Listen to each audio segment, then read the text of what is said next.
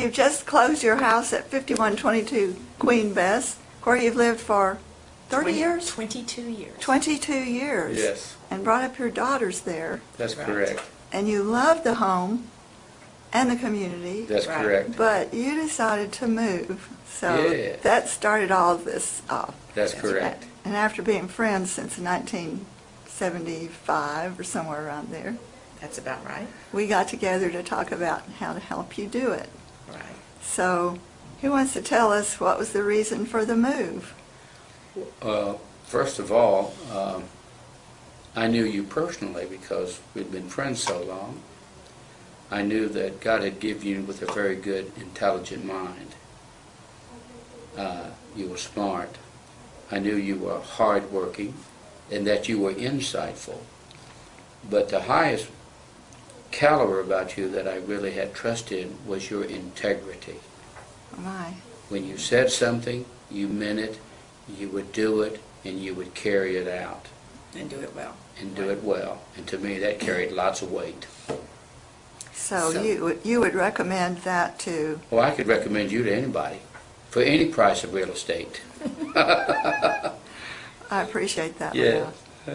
So Doris, what was your take on this and the reason for your move? Well, the reason for our move is that our daughter lived out of town, and we wanted to move closer so that we could be with our grandchildren, all four of them, from ages 1 through, well, 1 now, but I guess it was about 4 months old to about 5 years old. So we decided to move me closer to our children and our family. That's a great reason. Mm-hmm. So you're speaking to somebody that might be thinking about doing what you just did. That's right. We didn't realize what we were doing when we moved. So it's an overwhelming process, and you have to leave behind a lot of family and friends as well when you move. And Billy just handled it all.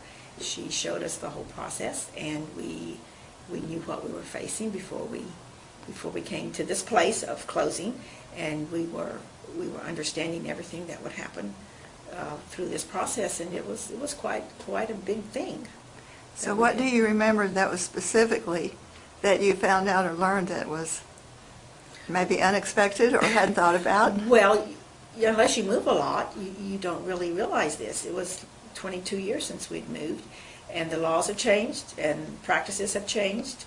So Billy just sat us down and showed us on paper, how everything would work out and what the process would be.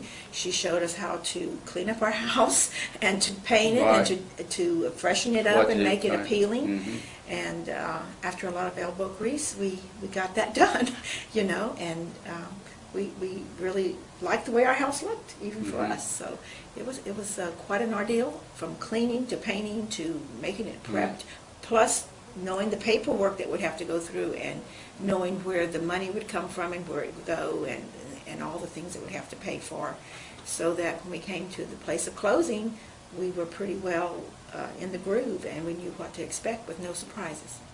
That's a beautiful explanation, and I might add, you did all of that traveling between here and the Galveston area. We did. And camping out of your suitcase We and did.